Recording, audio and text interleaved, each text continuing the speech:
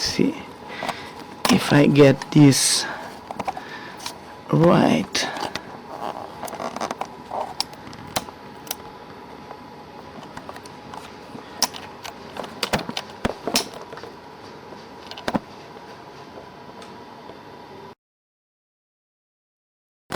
Did you ever took pictures, Zerka? Did what? Pictures. Did you use cameras or not? You never use cameras to take pictures? Yes, we made pictures, of course. Yeah, you did. We did motion pictures, certainly we did.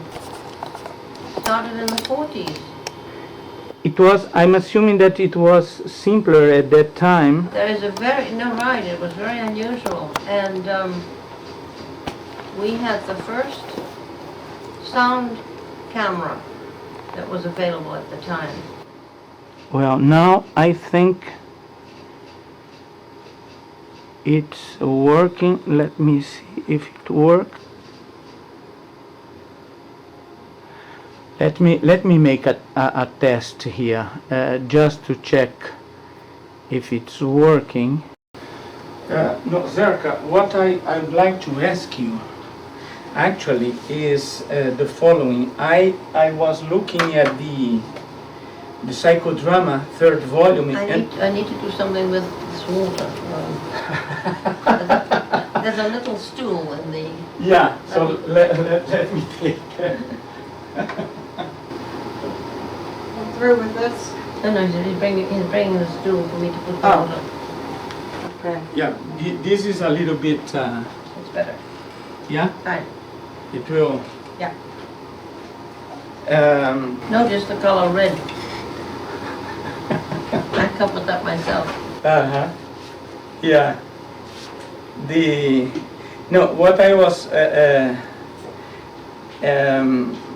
trying to tell you, I was looking at the third volume of psychodrama, and then I found I was not able to read before. Then I found a small publication called Psychodramatic Rules, Techniques and Adjunctive Methods, Right. that I thought that it's a quite simple way of introducing psychodrama for people who don't know, and because our people are not necessarily familiar with that, so I thought about going through a little bit the rules and the techniques, and ask you a little bit about that, and if we can show something, we can do that. So this is, then when I took this, how do I call this? It's not a book, it's a booklet. We call it a monograph. A monograph. Then I realized that in the third volume of psychodrama, it's there. One of the things that I can see regarding the rules, for instance, is that the first rule says the subject acts out his conflicts instead of talking about them. All right. Well, this doesn't necessarily mean that we should be talking about or showing conflicts. It can be something else. It can be anything that the subject is concerned about. Mm-hmm. It could be relations to people, relations to the universe, relations to God, relations to work, relations to his family members. It can be anything. Don't forget that we started out as a form of therapy. So obviously the people were people who presented their problems. Mm-hmm. So whatever concerns you, whatever is important to you that you need to work on, and it is strictly, for most people, voluntary. Yeah. They have to come and admit, I'm having a problem with my husband, I can't stand my own son, whatever. So it's up to the director to elicit from the protagonist the area of concern. And instead of telling, they reenact. So one of the difference when we compare with psychoanalysis, where the person just talks. So the psychodrama is about acting out, not only Psychodrama talk. is drama Is of the drama. mind and the body Action. in action. Second rule, the subject acts in the here and now. Yes, that's interesting. We don't let them talk about the past because then it becomes a story. Mhm. Instead of saying, for example, I was 6 years old, I say, no, you are now 6 years old. So the past, present, and the future are always represented in the present tense. Mhm. It's very Yeah. different to be 6 years old or to talk about being 6 years old. Yeah. So now I am 66 years Yes, and old. you make so, yourself short. and Right. I'm playing Marbles. marbles. Right. I'm playing. You're marbles. enjoying yourself. Absolutely. You don't want to go in for dinner. Not yet. Not yet. Not yet. So this is the second one. The third rule, the subject must act out his truth or her truth with all his subjectivity. Correct. Like you. You're sitting down on your knees. Your body's different when you're sitting down as a little boy playing. Absolutely. And you're playing with the marbles. Mhm. The only thing that's missing here is your friend with whom you were playing marbles. Absolutely, but he is there. He is there. And if we want to bring him the here, camera cannot cannot see see him, but you we see can. him. I can see him, Zazinho. And if Yeah. you would need it to see him, we would have an auxiliary ego that's a therapeutic actor taking his role, taking his part, and play marbles with you. Yeah, good. Fourth rule, the patient, well, or In the those times we subject, talked about patient, now we talk about subject. the subject is encouraged to maximize all expression, action, and verbal communication rather than to reduce it. Yeah. So here you are playing marbles. Mm-hmm. What are some of the things you didn't tell your friend when you were playing marbles? For instance, one of the things you didn't tell her is how much you loved him. Absolutely. And how much fun it was. You do it in your own words. You're playing marbles, Yes. and now tell him. You know, I think that I play well marbles, but you excel on that. I know that. I never said that before, but now I can tell you. You beat him at his game. That's not Yeah. easy to do. You are really excellent. You are really excellent, Zazinho, on that. Good. The fifth rule, the warming up process proceeds from the periphery to the center. The warming up process. You know, when athletes begin to, before they actually do running or jumping, they stretch their muscles, they do exercises.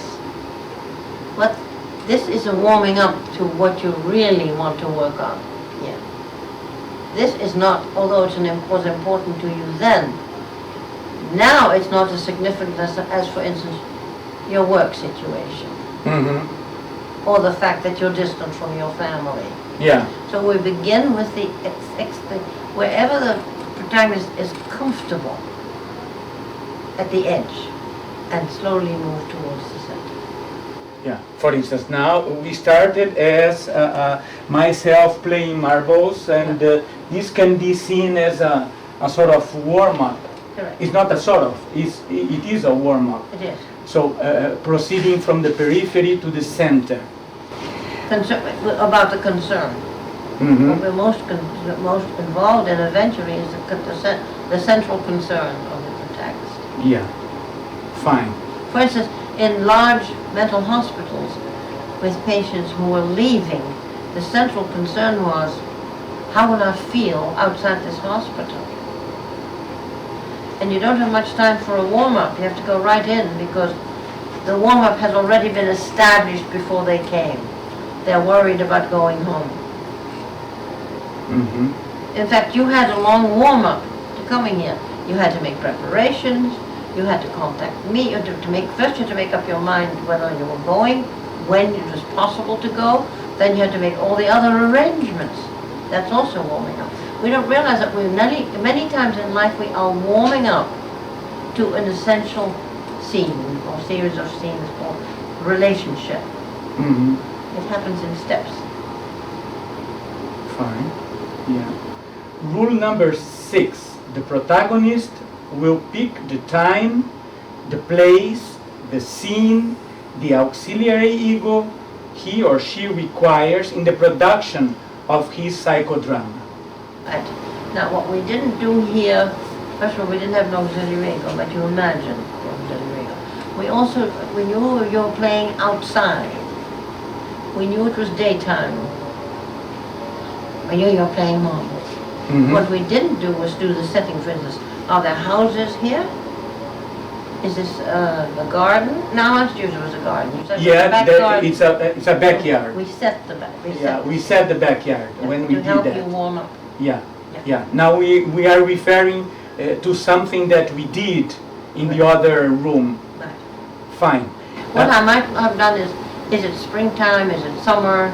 Is it hot? Is it cool? Is there a special smell from the kitchen or from the trees or the flowers? In other words, you can refine the setting. Mm-hmm. When somebody talks about their homes, for instance, I go into where are you? What room of the house? How big is it? Do you like this one? What color are the walls? Where are the windows? Are there windows?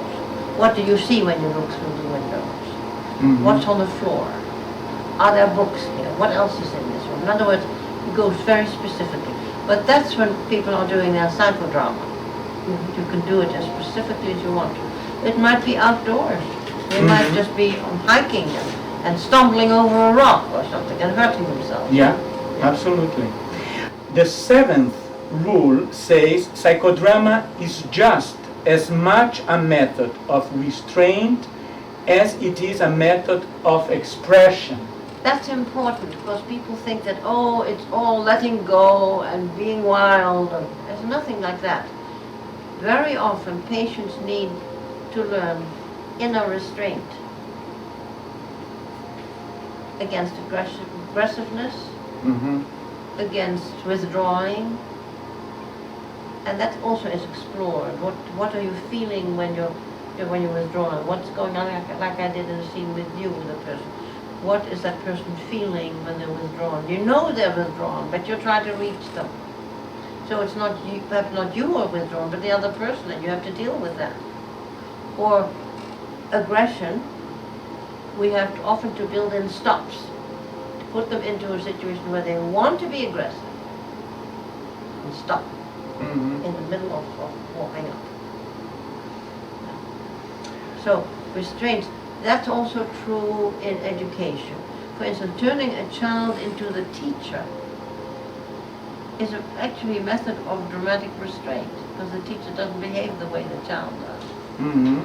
So that the protagonist is learning different behavior that relates better to the group. Now the 8th rule says that the patient, the subject, is permitted to be as unspontaneous or inexpressive as he or she is at this time. Yeah. So if I'm not spontaneous, let it be unspontaneous. Right. Are you spontaneous now, Zerka? I'm trying. Spontaneous in the sense that this situation has never happened yet. So this is new.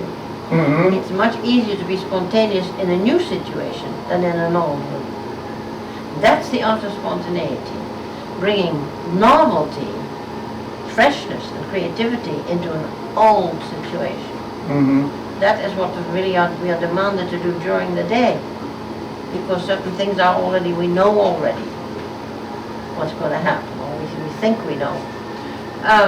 By that I mean, you don't force a patient to be more expressive, you gently guide them. If they're mute, you may ask, how's your body feel? What's the weight in you? Where's the weight in your body? In other words, we do encourage them, but we recognize that they're they're sitting like this way. And I could say, well, that's an interesting hand you have. Can you open it? Now that you gently nudge them into, but you begin with respecting where they are. Well, the rule number 9, interpretation and insight giving in psychodrama is of a different nature from the verbal types of psychotherapy. Correct. What we interpret is what the protagonist has been doing and what that doing means, not only to the protagonist, but the other people with whom they relate. Instead of saying, well, when you were 3 years old, your mother punished you, no, we don't do that. What does it mean? We stick to what we have seen the protagonist do. We can interpret later on and see what that action means. But what guides us is the action and the interaction. That's what we interpret if it has to be. For instance, if I see a 16-year-old hitting everybody, and then I'll begin to say, well, what is this hitting about? Or what do you expect to get from it? But to just interpret what the therapist thinks you're feeling or doing isn't enough. You have to start feeling and thinking what you're doing. Yeah. And the interpretation can come from that. And the therapist may be wrong and has to listen to the protagonist. Rule number 10, even when interpretation is given, action is primary. There can be no interpretation without previous action. That's what I just talked about. Rule number 11. You could say, for instance, since the last session, if I may refer to the last session, I noticed your back is straight, more straight. You look me in the face more easily. Is it just an example, or you mean? This is just an example I give of a protagonist. You are not referring to me, Sergio. I'm not referring to okay. you. I'm referring to someone who's always sitting like this, looking up, and then the next time they're more available. And you say, it's wonderful the way you straightened out today. Do you know where your body was last week? It was like this. Do you remember that? No. You weren't aware of it. Maybe. Now look at the way you're facing me now. We're much more on equal terms. Yeah. Well, rule 11, we have 15, so we are almost there. Yeah. Warming up to psychodrama may proceed differently from culture to culture, and appropriate changes in the application of the method have to be made. Yeah. For instance, if one goes to Africa, you might start with drumming or dancing. Absolutely. Or a community meeting. You have to adapt and you have to be respectful of the indigenous culture. Moreno always specified, train the indigenous leaders. Don't come like I bring the light of the world to you. That's not the way to work. Find the leaders in the community that can use these methods. Indigenous leaders. Strange leaders are not the best. That's also part of respecting the culture. Yeah. Because if you'd say, well, Moreno always did this, in a place where it doesn't fit, you're in trouble. You have to feel your way in. For instance, I found out that in certain cultures, we sometimes introduced a family photograph and enacted it. In certain cultures, they wouldn't produce a family photograph. It's too personal. Yeah. Fine. Take a school photograph. Yeah. Rule number 12, psychodrama sessions consist of 3 portions: the warm-up, the action portion, and the post-action sharing by the group. Yeah, that's correct. Okay, so this is That's basic. clear, right? Yeah, there's it's That way the sharing is not analyzed. It is not, I saw you saying this and this. No. It's the director saying, in what way did what so-and-so did have an echo in your life and in your heart? How did you identify? Where and when did you identify with this? Most of the time, I have rarely found someone who doesn't share with one or another thing. If they don't want to share, that's their business. But what it does is, the protagonist has been taken out of the group physically for a while, and now it's being and emotionally, now being reintegrated physically and emotionally back into the group. So that is really the verbal aspect of group psychotherapy. And sharing is also a way of expressing solidarity to the protagonist, so she or he are not alone after being exposed, because there is some exposure. The protagonist has made themselves naked, and the only way to pay, it's a form of love, and the only way to pay for that is with love. Love has to beget love. Not intellectual analysis. No, that's distant and cold. Yeah. Rule number 13, the protagonist should never be left with the impression that he or she is all alone with this type of problem in the group. Yeah. This is what we But mentioned. I just, yes, but I want to highlight that. Moreno had a little boy brought to him who had just come from home to boarding school.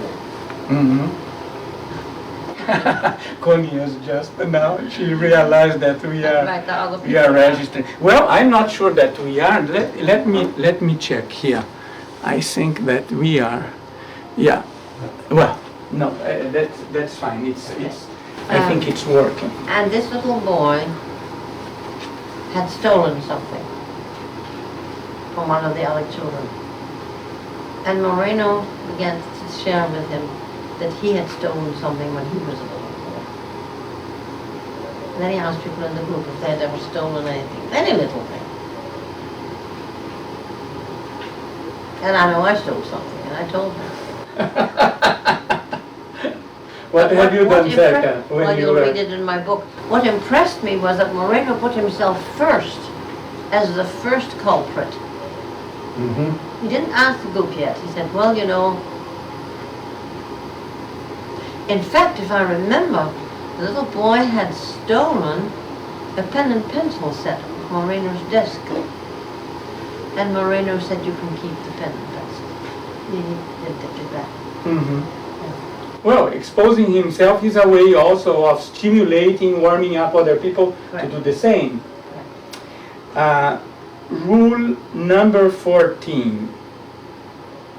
The protagonist must learn to take the role of all these with whom he is meaningfully related, to experience those persons in his social atom or her social atom, their relationship to him or to her, and to one another. Yeah. To really integrate yourself as a social being, you should have some sense of who am I facing when my mother's angry? How does my father relate to that? That doesn't all get done at the same time. It may have to be done in steps. And for instance, I should be able not only to play myself, playing marbles, but I should also be able to do, well, now I am Zezinho, and I am the teacher, the one who teaches Sergio how to play marbles. And I'm 7 years old. I'm quite clever also, you know. Yeah. Sure you are. Do you love Sergio? Yes, very much. We get very much together. We play marbles. We go to the streets. You know, I do some shoe shining, Oh, and right. Sergio is also trying to do some. He's not good, is he? Not as Well, good as not you as good as I am, but he will improve. He'll I'm learn. sure. Tell me, are you closer to him right now than any of his brothers? I feel myself very close to him. I have to ask him about that, Yes. but I feel very close, very close. You know, he has just one little brother, Paulo, and we are very close, but Sergio is my very good friend. Good. Thank you for coming today. Well, so that was the rule number 14. The protagonist must learn to take the role of all these. What was it like for you now to take the friend's role? It was, I felt very well, because it took me a long time before meeting my friend, my old friend again. Oh, good. So I'm feeling very, very, very happy about it. Sure. Sure. Well, the final 15th rule: the director must trust the psychodrama method as the final arbiter and guide in the therapeutic process. One could say in the pedagogical process also, not only therapeutic. Right. You have to feel that this is the best method you can work with. If you don't believe in it, don't do it. Mm-hmm. Because it's very delicate and has enormous consequences. So either if you don't trust it and don't feel you're doing it to your own satisfaction or the satisfaction of your protagonist, it's contraindicated. Mm-hmm.